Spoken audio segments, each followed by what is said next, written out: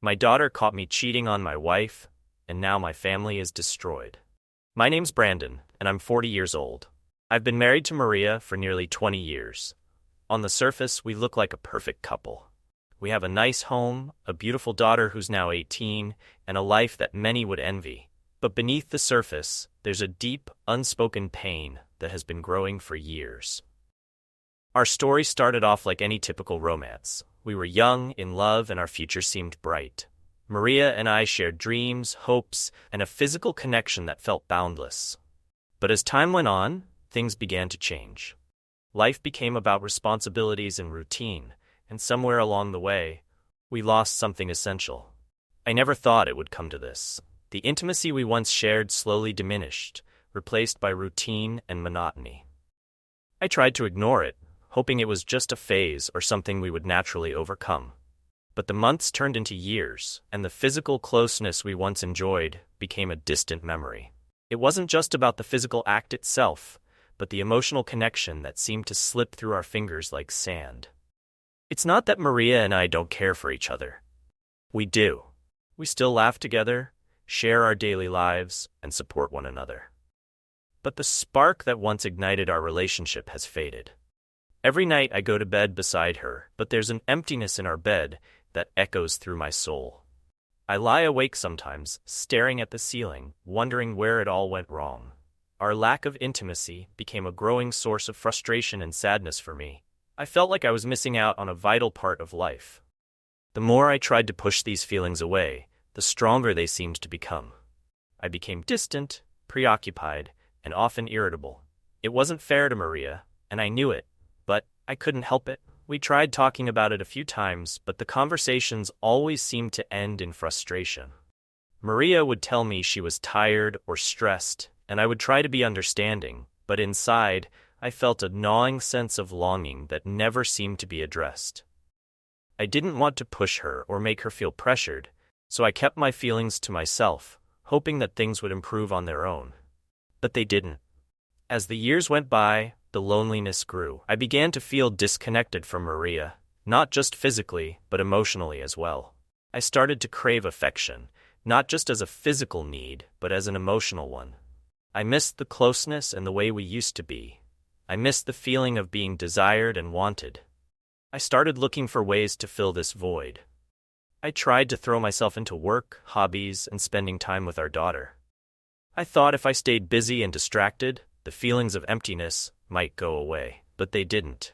They lingered, like a shadow that followed me everywhere. I began to notice other women more, not in a way that I wanted to act on it, but in a way that I felt a pang of longing whenever I saw a couple that seemed close and happy. I felt a pang of jealousy and a deep sadness. I wanted that for myself, but it felt out of reach. It was during this period of deep self-reflection that I started to think about drastic measures. I considered how I could find a way to fulfill my needs, to feel connected again. I didn't want to hurt Maria, but I was desperate to find some semblance of the connection that seemed lost. This sense of desperation led me to make a decision that would eventually spiral into a situation I could never have anticipated. But before that, I had to confront my own feelings and accept the reality of what I was doing. The internal conflict was intense, knowing that my actions could potentially destroy what remained of our relationship, but feeling so overwhelmed by my own emotional needs that I felt trapped and helpless. I knew I was at a crossroads. The choices I made would have lasting consequences, and I was deeply aware that I was standing on the edge of something that could change everything.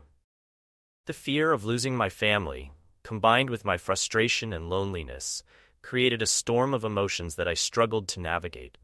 In the quiet moments when I was alone, the reality of my situation hit me hard. I understood that my unhappiness was not just about physical intimacy, but about a deep-seated disconnection that had built up over years. The lack of intimacy was a symptom of something much deeper, and I was struggling to come to terms with it. As I reflected on everything, I realized that the path I was on was leading me toward a place I wasn't sure I could come back from. I was torn between my desire to find solace and the fear of the consequences that my actions might bring. The discontent that had silently grown within me was now at a boiling point, and I knew and I knew that something had to give. But for now, I remained in this state of silent discontent, trapped between longing and regret, trying to navigate a path that seemed increasingly uncertain.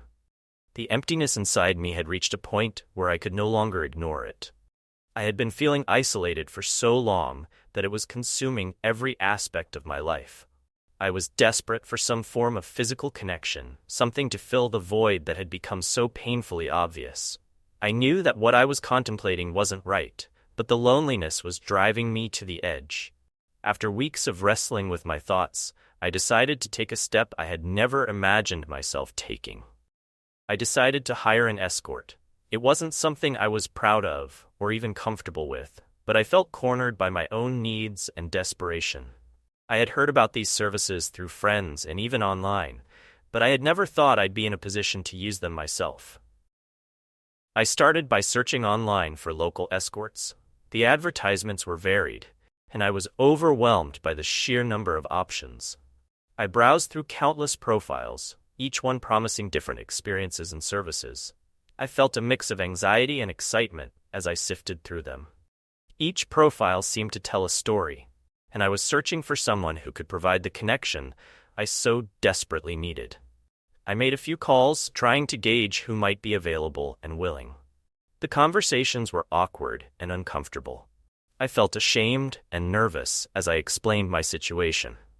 Most of the women I spoke to were polite but seemed to sense my unease. They were professionals, and they dealt with people like me every day. But that didn't make it any less difficult for me to navigate this new world.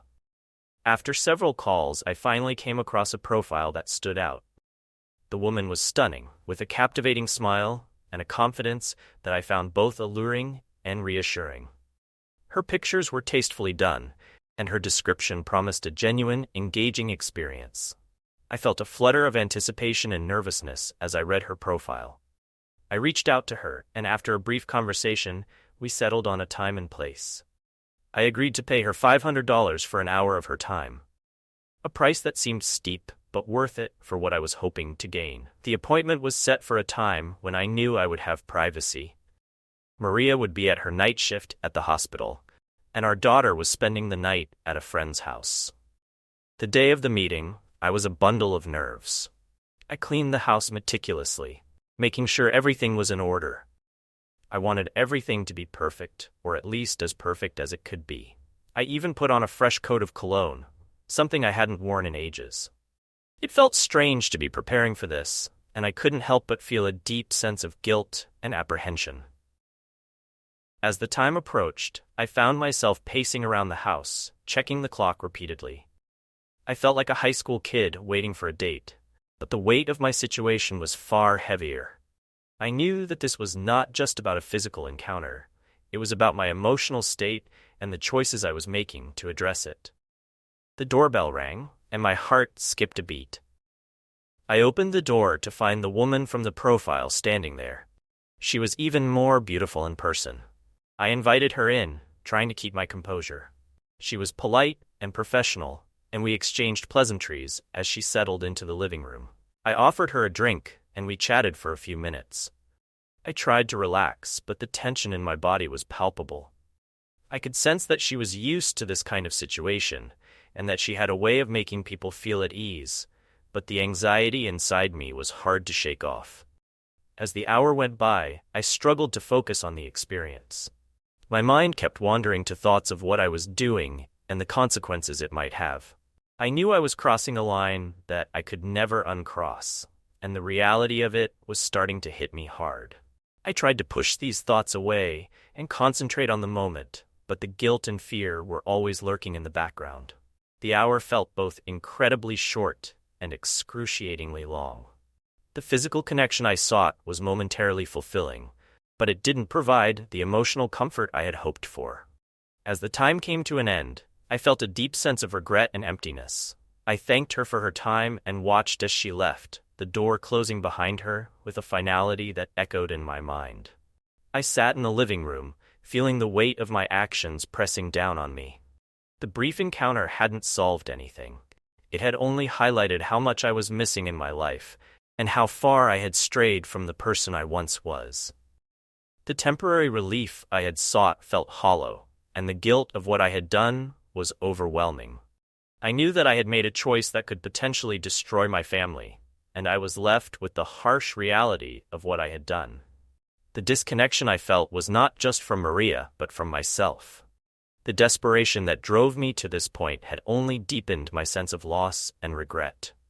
As I sat alone in the quiet of my home, I couldn't shake the feeling that I was standing on the edge of something irreversible. The choices I had made were not just about seeking physical intimacy. They were about confronting the deep-seated issues within my marriage and my own sense of self-worth. The evening started off like any other night. I had tried to put the whole affair behind me and had settled into a routine, attempting to ignore the swirling mess of emotions inside me. I knew I had crossed a line, but I kept hoping that the mistake I made wouldn't have serious consequences. Maria was working her night shift, and our daughter was supposed to be staying over at a friend's house. I felt a sense of false security, thinking that the coast was clear and that my actions would remain hidden. But life has a way of throwing curveballs when you least expect them. The doorbell rang unexpectedly, startling me out of my thoughts. I glanced at the clock.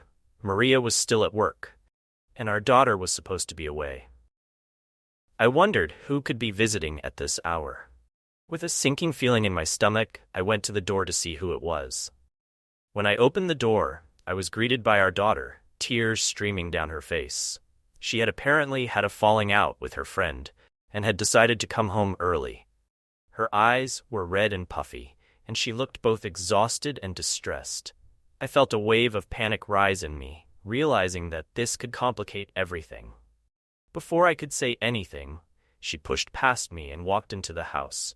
I tried to calm her down and ask her what had happened, but she seemed too upset to answer. I guided her towards the living room, hoping to get her settled and figure out what to do next.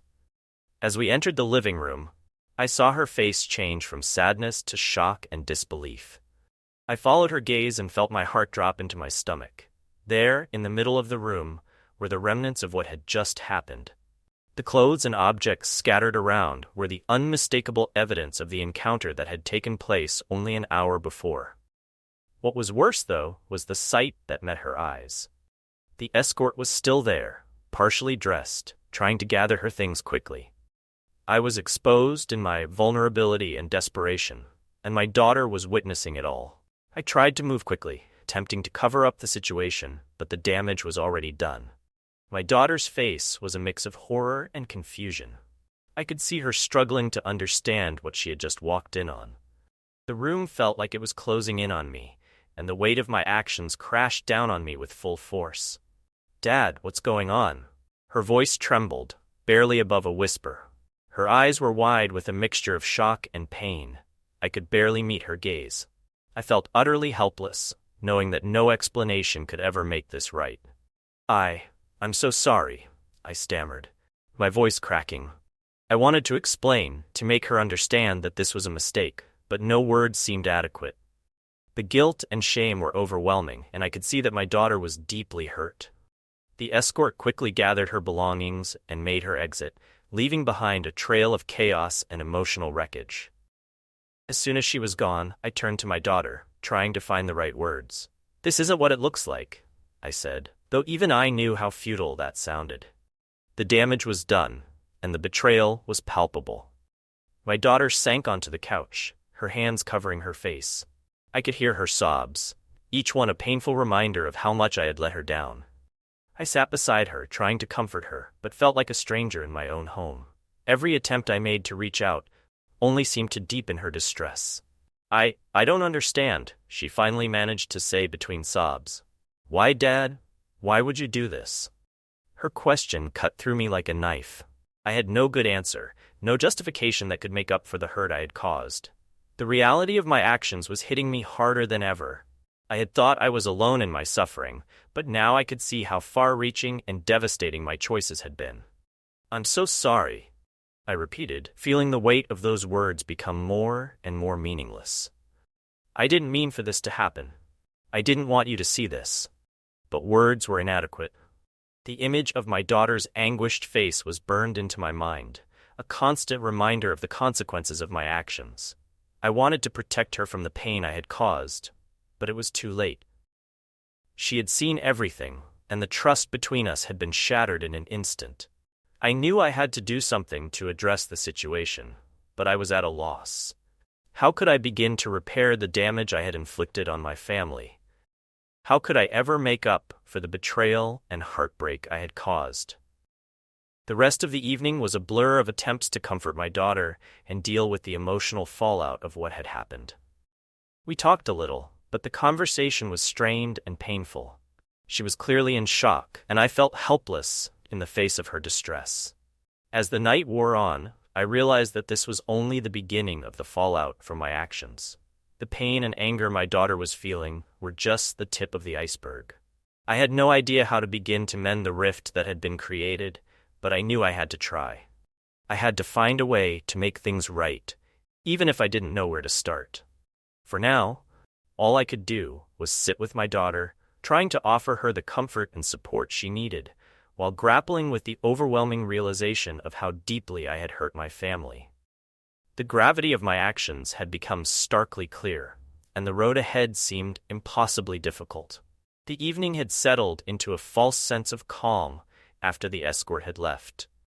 I had done my best to clean up and restore some semblance of normalcy to the house. The emotional weight of the day was heavy on my shoulders, but I tried to put on a brave face, hoping that my daughter wouldn't return home for a while. Just as I was about to sink into the couch and mentally prepare myself for the night, the door swung open without warning. My daughter didn't even bother with the doorbell. She was clearly upset and seeking refuge. She walked in, her face streaked with tears from a fight she had had with her friend. I felt a jolt of panic. This was not how I had planned the evening. "Dad?" Her voice was shaky, and she didn't see me immediately. I tried to hide my alarm, but there was no escaping the situation that was unfolding. I rushed to meet her, but it was too late. She had already stepped into the living room, and what she saw there was enough to shatter her world. The escort, who had not yet fully dressed, was standing by the couch. I was still in a state of disarray, barely managing to gather myself. Her eyes widened in shock as she took in the scene. The couch, the scattered clothes, the lingering scent, everything was a clear testament to what had just happened. She froze in place, her face a mix of horror and disbelief.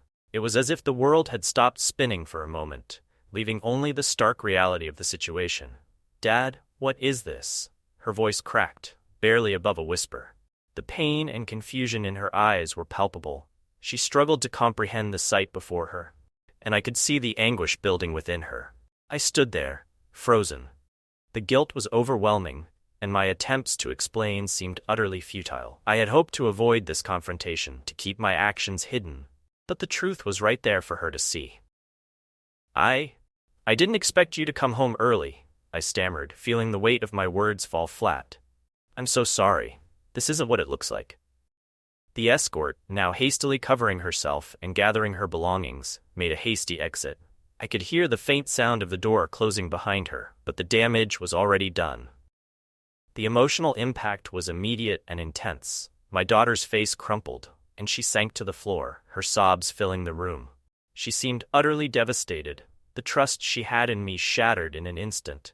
I could see the hurt in her eyes, a mirror to the immense regret and shame I felt. "Why, Dad? Why would you do this?" Her voice was raw with pain. The question cut through me, and I had no good answer. I felt like a failure, unable to provide any comfort or explanation that would make things right. "I'm so sorry," I repeated, my voice trembling. "I didn't think this through. I didn't want you to find out like this. I was trying to fill a void, but I see now that I only created a bigger one." The room was filled with the heavy silence of our shared pain. I tried to approach her, but she recoiled, clearly needing space to process what she had just witnessed. I wanted to reach out, to tell her that this didn't reflect how much I loved her, but the words seemed meaningless in the face of the betrayal. Her tears continued to flow, and I felt utterly powerless. I knew that no matter what I said, the emotional damage was done. The sight of her hurt and confusion was a stark reminder of how badly I had strayed from the person I wanted to be. The night dragged on in a blur of emotional turmoil. I tried to talk to her, to comfort her, but the conversation was strained and filled with painful silences. Each attempt to make things better seemed to fall short, as if the chasm between us had grown too wide to bridge. As the evening turned into night, the gravity of the situation became more apparent. The pain and anger my daughter felt were only the beginning of the fallout. I knew that the road to healing would be long and fraught with difficulty, and I had no clear idea of how to navigate it. I sat beside her on the couch, feeling the weight of my actions pressing down on me. The reality of what I had done was clear, and the consequences were unfolding before me. I was left to face the full impact of my choices, knowing that the journey to repair what had been broken would be incredibly tough. In the quiet of the night, I could only offer my presence, trying to provide whatever support I could while dealing with the crushing weight of regret. The future seemed uncertain, and I knew that rebuilding trust and repairing our family would be a monumental task. For now, all I could do was sit with her, hoping that time and understanding might begin to heal the wounds I had inflicted. The night was unbearably long. I sat in the living room, feeling the weight of my daughter's hurt and confusion press heavily upon me. I tried to find words to make things right, but everything I said felt inadequate. The silence between us was filled with unspoken pain and betrayal. Finally, the door opened, and Maria came home from her night shift. I had hoped to be able to explain things before she found out from someone else, but that hope was dashed. Our daughter, overwhelmed by the shock and betrayal, immediately approached her mother, tears streaming down her face. "Mom, I need to tell you something," she said, her voice trembling. "Something terrible happened tonight." Maria's tired eyes widened with concern as she listened to our daughter's account. I could see the shock and hurt building in her expression as the full weight of what had happened became clear. The room seemed to close in on me, the tension almost unbearable. Maria walked into the living room, her face a mixture of anger and sadness. "Brandon? What's going on? I just heard from our daughter." I stood up, feeling the weight of the moment crushing me. I wanted to explain, to offer some sort of justification for what I had done, but the words were stuck in my throat. The look in Maria's eyes told me that she wasn't in the mood for excuses. "I know it looks bad," I began, trying to find the right words. "But this wasn't supposed to happen like this. I'm sorry for—" Maria's face hardened, her emotions clearly visible. "Sorry? How can sorry fix this? How could you do this to us? To me?" Her voice was filled with anguish and betrayal. The pain in her voice was palpable, and I could see how deeply my actions had hurt her. The trust that had taken years to build was shattered in an instant, and there was nothing I could say to undo it. Maria's eyes were filled with tears, her anger and disappointment clear. "You need to leave," Maria said, her voice cold and firm. "I can't even look at you right now. I need you to pack your things and go. I need space to think." I stood there, feeling utterly defeated. I knew there was no way to repair the damage I had caused in this moment. I nodded, knowing that there was no point in arguing. The consequences of my actions had reached their peak, and I had to face them. I went to our bedroom, trying to gather the few things I needed. The act of packing felt surreal, as if I was moving through a fog of regret and despair. Every item I picked up seemed to be a reminder of the family life I had jeopardized. I felt a deep sense of shame and sadness as I placed my belongings into a suitcase. As I left the house, I took one last look at the home that had been a place of comfort and safety for so many years. Now it felt like a distant memory, a place tainted by my actions. I knew that I had to find somewhere to stay, and a hotel was the only option available to me at that moment. The hotel room was cold and impersonal, a stark contrast to the warmth of the home I had just left. I sat on the edge of the bed, staring at the blank walls, feeling the weight of my choices settle heavily upon me. The quiet of the room was deafening, and the reality of my situation was harsh and unrelenting. I thought about my daughter and the pain I had caused her. Her trust in me had been shattered, and I knew that rebuilding it would be an incredibly difficult task. The guilt I felt was overwhelming, and I couldn't escape the knowledge that I had let down the people I cared about most. As the night wore on, I tried to come to terms with what had happened. The silence of the hotel room was a stark reminder of the isolation I now faced. I had wanted to escape the consequences of my actions, but now I was forced to confront them head-on. My mind raced with thoughts of what I could have done differently, of how I could have avoided this situation. I thought about the choices I had made and the impact they had on my family. Each thought was a painful reminder of the mistakes I had made and the trust I had broken. The loneliness of the hotel room seemed to echo the emptiness I felt inside. I knew that I had to face the consequences of my actions, no matter how difficult they might be. The road to redemption seemed long and uncertain, and I had no clear idea of how to begin making amends. In the quiet of the night, I made a silent promise to myself. I vowed to do everything in my power to make things right, to work towards rebuilding the trust I had destroyed. I knew that it wouldn't be easy, and that the journey ahead would be fraught with challenges, but I had to try. As I lay down on the hotel bed, I realized that this was only the beginning of a long and difficult road. The pain I felt was a constant reminder of the damage I had caused, and the journey to repair what had been broken seemed daunting. But for now, all I could do was face the consequences of my actions and hope that, in time, I might find a way to make things right.